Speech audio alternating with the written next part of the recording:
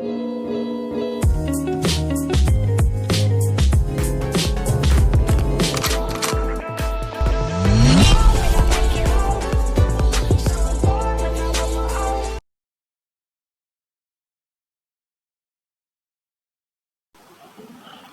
so derivative of a function, the product, quotient, and power rule.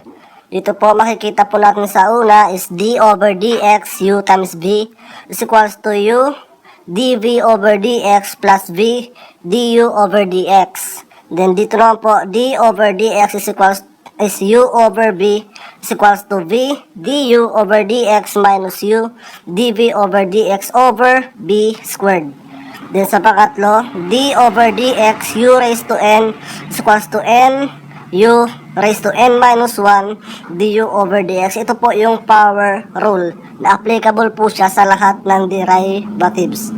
So, meron po tayong mga example problems dito. 5 po siyang sample problems. So, susubukan po natin siya. Okay, number 1. Y is equals to square root of 5 minus 6x. Paano nga ba natin sasagutan to? Una, para hindi tayo mahirapan, gawin natin ganito yung problem. Or, y is equals to 5 minus 6x raised to 1/2. Ngayon, mas mapapadalay natin gamit yung power rule na formula. So, y prime is equals to 1/2. Ito, yung power na 1/2 times 5 minus 6x tsaka 1/2 minus 1 tsaka derivative sa loob. Ano bang derivative? Is negative 6. Pagkatapos naman yan, bring down 1/2, then negative 6 times 1/2 is negative 3 times 5 minus 6x. 1/2 minus 1 is equals to negative 1/2. Or pwede natin gawin ganito yung problem. Negative 3 square root of 5 minus 6x. Ganun lang po siya. Okay, number 2. Quotient rule. So, v u prime minus u v prime over v squared. Ganun po siya dito. So, yung v, ito, 2x plus 1 times u prime is 4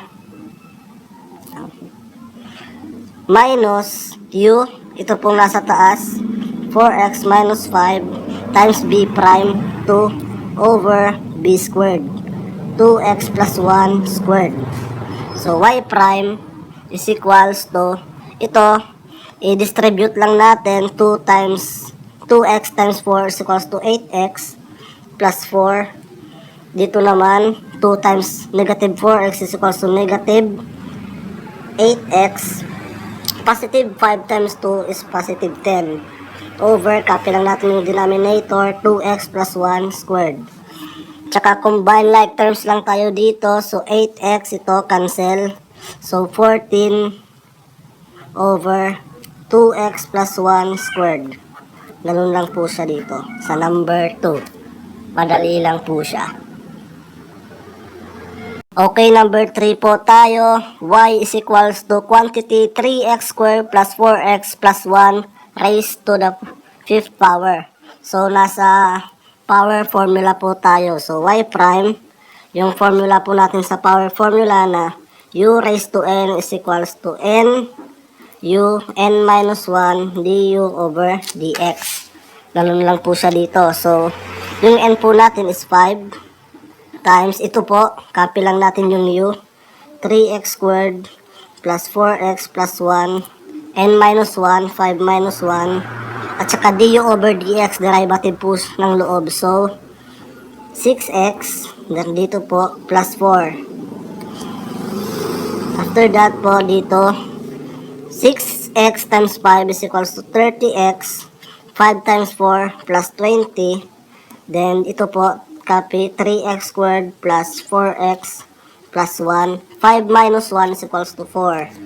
So, dito factor na lang po natin. Lowest term, 10 times 3x plus 2, 3x squared plus 4x plus 1 raised to 4.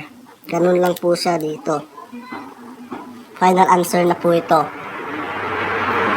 Okay, number 4 po tayo. Y is equals to 2x plus 5 times the square root of 4x minus 1. Dito po is nasa product rule po tayo.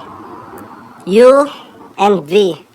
So, meron po tayong formula na U, B prime plus V, U prime. Ganun po siya. So, Y prime is equals to U. Ito po, copy po natin siya. 2x plus 5. Tsaka, derivative po ng V, V prime. So, 1 half. Ito po, then copy po natin yung 4x minus 1. At tsaka 1 half minus 1 is equals to negative 1 half. Then, derivative po ng loob is 4 plus V po, copy po natin yung square root of 4x minus 1. Then, U prime, derivative po ng U is 2. So, tapos po nan is, dito po, 4 times 2x plus 5 over 2 times 4x minus 1 raised to 1 half. Inayos lang po natin yung pagkalagay dito, plus 2, then 4x minus 1 raised to 1 half. Inayos lang po natin dito. So, pagkatapos po nito is hahanapin natin yung LCD natin. So, pwede natin makancel to. Magiging 2 na lang. Then, LCD is 4x minus 1 raised to 1 half. So, 4x minus 1 raised to 1 half divide 4x minus 1 raised to 1 half is 1 times 2 quantity 2x plus 5. So, copy lang natin to. Plus po sign po siya. So, dito po, meron po tayong denominator na 1. So, 4x minus 1 raised to negative 1 half divide 1 is 4x minus 1 raised to 1 half.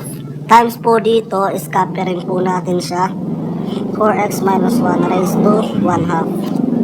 So, pagkatapos po nito, ayusin na rin po natin. 2 times 2x is 4x. 2 times 5 is 10. Plus, dito po, magiging 1 po siya. 1 half plus 1 half is 1. So, 2 times 4x minus 1 over yung denominator po natin na 4x minus 1 raised to 1 half. Pagkatapos po nito, combine like terms na po, sagutan muna natin to. So, 4x plus 10 plus 2 times 4x is 8x. 2 times negative 1 is negative 2. Copy po natin 4x minus 1 raised to 1 half. Then, after po that is combine like terms po tayo. Copy na lang natin to. 4x minus 1 raised to 1 half. Then, ito po, paras po siya. 4x plus 8x is 12x. 10 minus 2 is 8. Pagkatapos po nito, factor na lang po natin. Then, 4. 4 divided by 12x is 3x. 4 divided by 8 is negative 2. Then, 4x minus 1 raised to 1 half.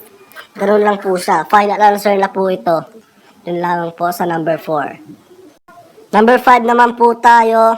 Y is equals to 2 over quantity 4x plus 1 raised to 3. Naka-quotient po siya pero constant yung nasa taas. So, formula po natin is C B prime over B squared.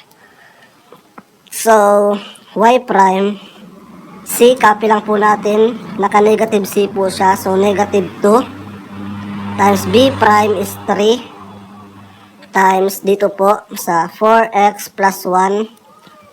3 minus 1 is 2 squared. So, derivative po ng loob is 4 over 4x plus 1 cube squared.